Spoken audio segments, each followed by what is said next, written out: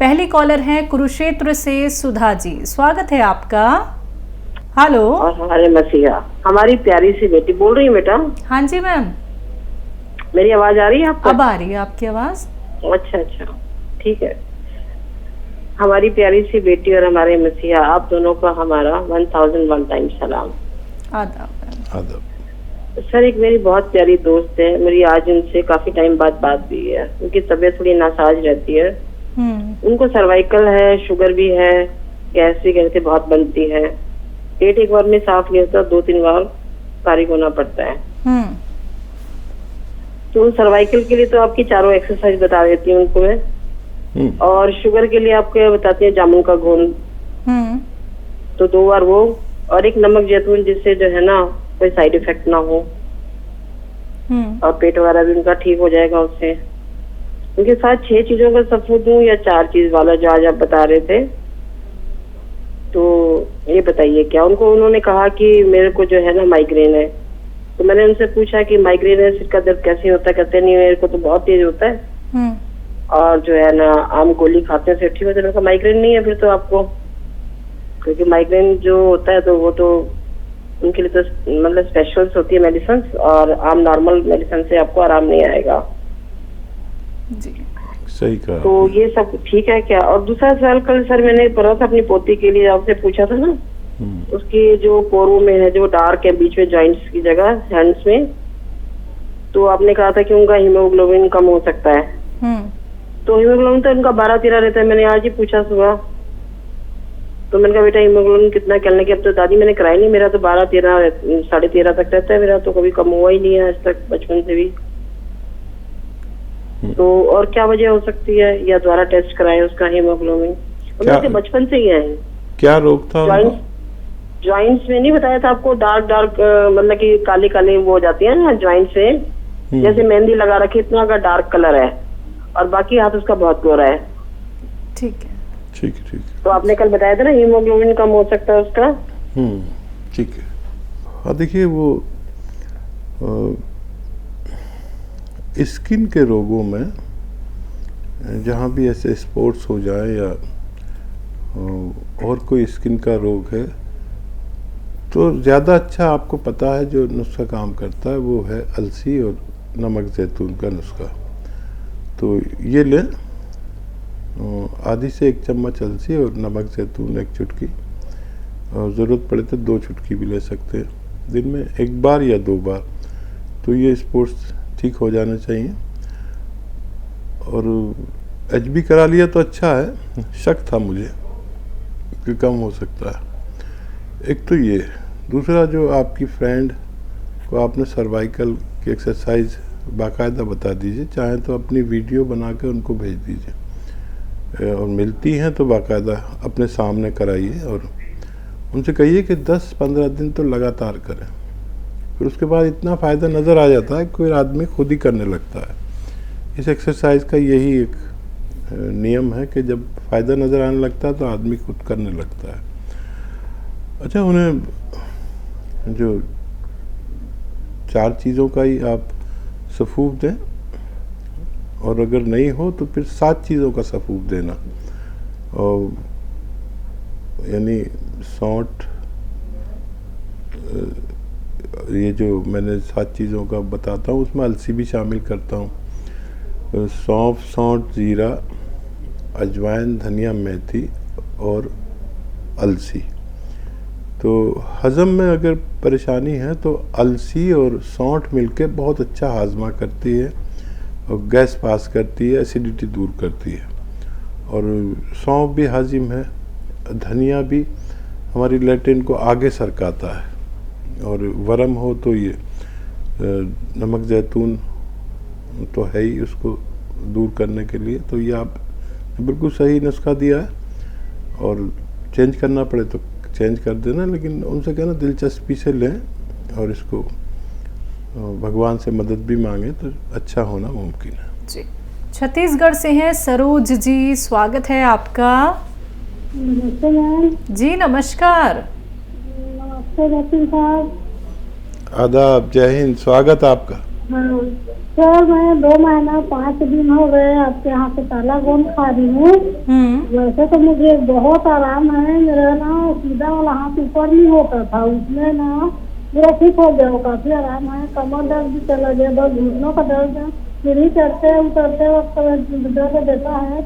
और मेरा ना एक सीधे हाथ का अंगूठा है सर, मैं 5 दिन पहले भी आपको फोन में बताई थी, इसमें ना मेरा नस चढ़ गया है।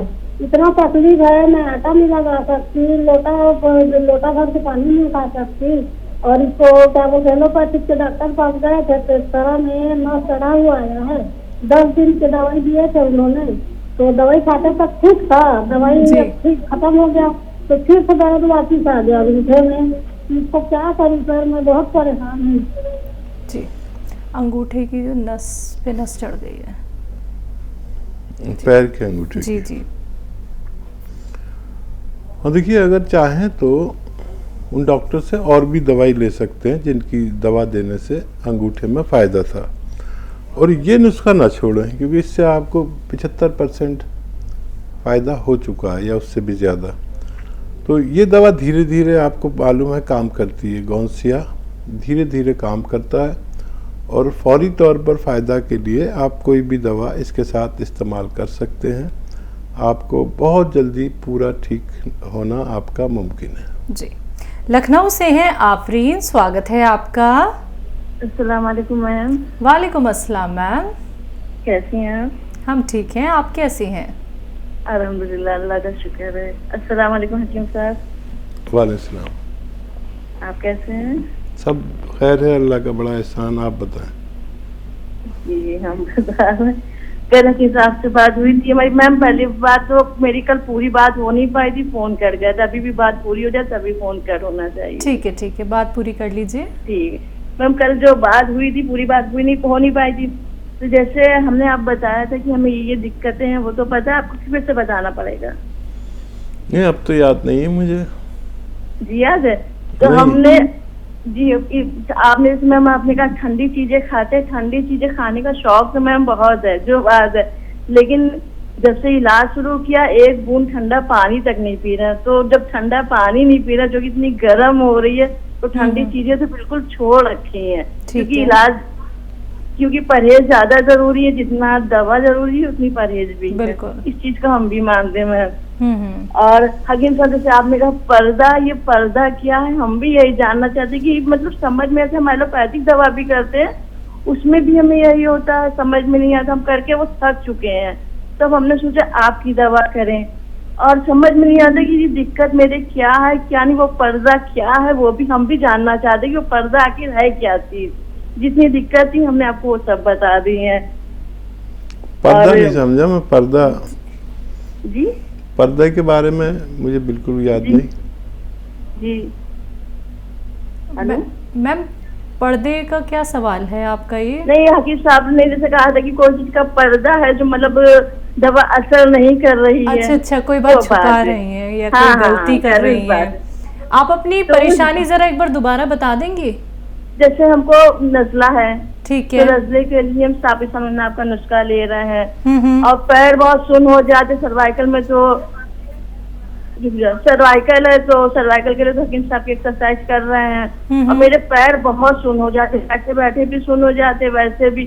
तो इसलिए उसमें सियागोन उसके लिए ले रहा हूँ। उसमें हकीम साहब कहते हैं कि उसमें देर में फायदा होता है, तो इसलिए उसको तो खैर उसकी अभी कोई बात नहीं है। और बीपी जैसे मेरा भी नवंबर से बढ़ जाता है, थोड़ा पहले नहीं बढ़ता था, अब थोड़ी सी दिक्कत होगी, बढ़ने लगा। तो हम बीपी के लिए अरे क्या नमक जैतून सोडा ले रहे हैं। और एक टाइम अलसी के साथ लेते, थोड़ी सी गले की दिक्कत है तो एक टाइम मेथी के साथ लेते हैं। और हमारी मैम एज 29 है। ठीक है मैम, एज भी हम बता दे, एज 29 है।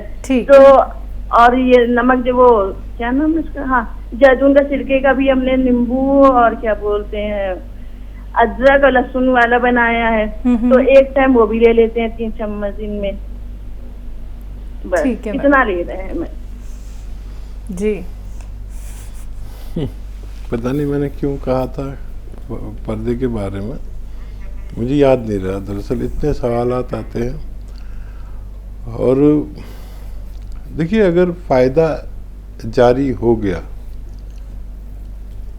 काफ़ी दिन से आप जुड़े हुए हैं, तो फ़ायदा शुरू हो गया है तो ये मुमकिन है कि देर से फ़ायदा हो, लेकिन अगर बिल्कुल भी फ़ायदा नहीं है तो फिर ये दवाएं लेने से कोई फ़ायदा नहीं।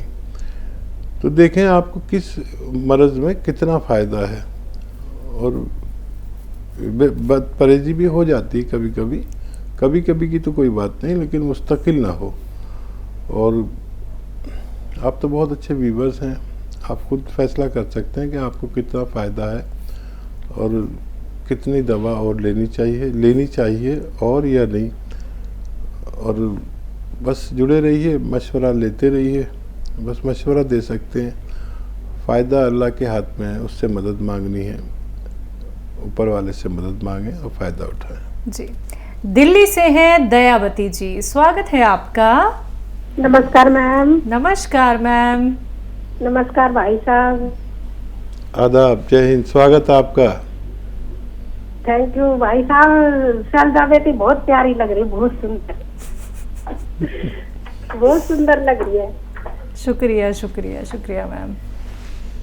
और भाई साहब बेटियां तो वैसे भी प्यारी होती है बहुत, क्योंकि दिल को छू कर जाती है बेटियां।